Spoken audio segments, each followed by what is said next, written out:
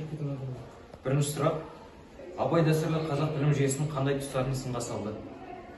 Жалпы Абай болуына әсер еткен сол әртүрлі критикалық қазақ ұлтына деген сынауларын айтуға болады. Мысалға, қазақтардың жалпы нашар мақалдарына дейін сынайды. Мен бір қара сөз есімде, қазақтардың алтын көрсеткеште жолдан таяды, болмаса мүмкін атам болғанша бір күн бура бол деген сияқты көп бір мақал мәтелдер бар. Содан бастап жалпы қазақтар қуанбайтын нәрсеге қуанатындығы жөнінде, мысалы палуан отса, жүйрік аты немесе салған тазысы, салған бүркіті аңдалатын болса, соған ғана мақтанып, ал қуанбайтын халық, яғни дамымайтын халық болмайтын нәрсеге қуанады деген пікірлер бар.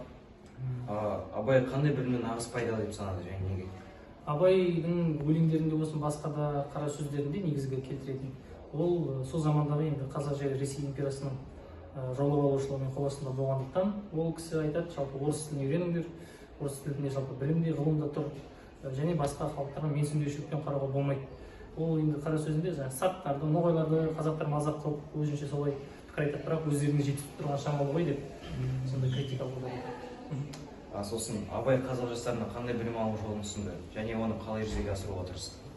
Абай енді өзі де өте мықты білімді кісі, араб тілі, қазақ тілі екі бастан, парсы тілінде жақсы сөйлейді, орыс тілінде күшті сөйлейді. Яғни ол өзіне мықты талап қойған және болашақ жастарға және қара сөздің еңбегін оқимын деген жастарға ол екі есе жоғары талап қойған. Яғни сол заманның мықты жаңағы, енді өзінің баласы Әбдірахманды да оқуға жібереді, әскери бағытта болсын, енді бәрібір білім ғой.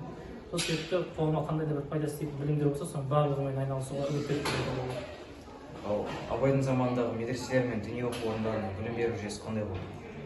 Абай өзі 10 жаста, 13 жаста дейін 3 жыл бойы Ахмет Риза деген семейдегі медреседе оқиды. Әкесі қажылыққа барған, яғни діни сауаты мықты болып айтуға болады. Және ол өзі де бір заң шығаруға қатысқан жас кезінде. Және ол бөлек енді тек қана діни бағытта емес, сонымен қатар Ресей империясының мықты жоғары оқу орындарында оқуға да үміттенген. Жалпы оның кезінде қазақ жерінде діни сала, діни жағдай нашар болды деп айта алмаймыз.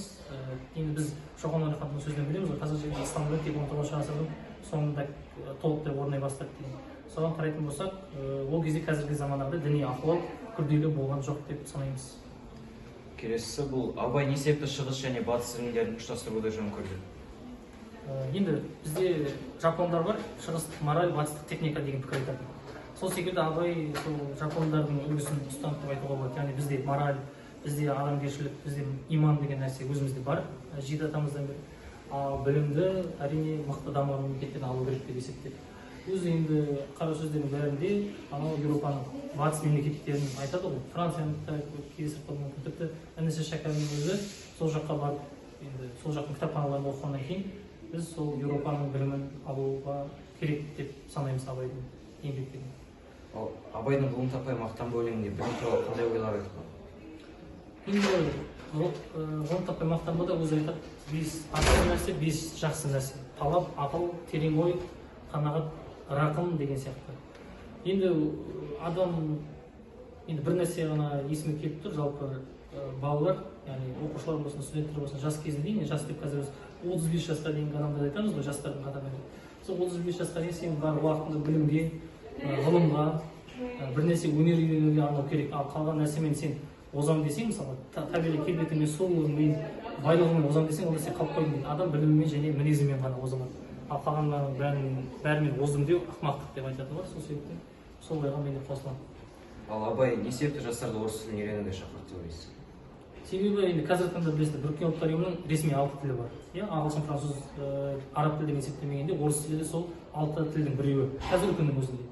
Ал ол кезде халық саны аз және орыс тілі топ 3 тілге енді деп айтуға болады. Араб, ағылшын тілден, француз тілі 4-ші тіл болған. Сол себептен енді қарасаңдар, контенттің барлығы орыс тілінде бірінші шығады. Кітаптардың бәрі орыс тілінде аударылады, сосын барып қазақ тіліне аударылады. Яғни ол кісі сол кезде түсініп тұрды да, қазір мысалы сендер кино көрсеңдер де бірінші орыс тілінде көресіңдер. Қазақ тілінде мықты кинолардың дубляжы жоқ деген сияқты. Сол себептен енді сендер көп тіл білсеңдер, көп білім оқысаңдар, жоғары биікке шығасыңдар деп. Мысалы Абайды енді ойлар едім, орыс тілі білмеген ол міндетті түрде ағылшын тілін үйреніңдер деп айтатын еді. Немесе француз тілін үйреніңдер деп айтатын. Оның кезінде орыс тілі трендте болып тұрды. Ал Абайдың білім туралы көзқарасы қазақ қоғамының дамуына қалай әсер етті дейсіз? Өте қатты әсер етті деп айта аламыз. Себебі енді жаңағы өзіңіз айтқан ғылым таппай мақтанба деген өлең бар. Сосын жасында ғылым бар деп ескермедім, пайдасын көре тұра тексермедім. Ер жеткен соң түспеді уысыма, қолымды мезгіліне кештермедім деп өзі айтып кеткен ғой. Яғни бұл кішкентай кезде сол орыс тілін үйренбегеніне, былайша айтқанда қазіргі тілмен болса ағылшын тілін білмейтініне қатты өкінген ғой балалар. Ал білмеген десе уже қартайып қалған адамды. Сол себепті көпшілік өкініштері сол қатты бетіне түсірген. Ал оны біз әлі күнге дейін кәдімгі оқып келе жатырмыз деп айтамын. Қазір заманда Абайдың білім жөніндегі идеялар өзекті, иә? Өзекті, тіпті біз Абай жылы деген нәрсе жасадық. Абайдың әрбір өлеңдерін біз оқып челлендж жасаймыз. Біздің республика басшысы Қасым-Жомарт Тоқаевтың өзі де сол шетелдік мықты ғалымдар, танымал тұлғалардың өзіне дейін сондай ақпараттар жазады. Яғни өзекті болмай, енді бізде топ 3 тұлға деп айтатын болсақ, әлемде ескерткіштері бар, әлемде сол кісінің атына көше берілген адам. Ол жалғыз қазақ Абай деп айтуға болатын шығар. Жақсы рахмет.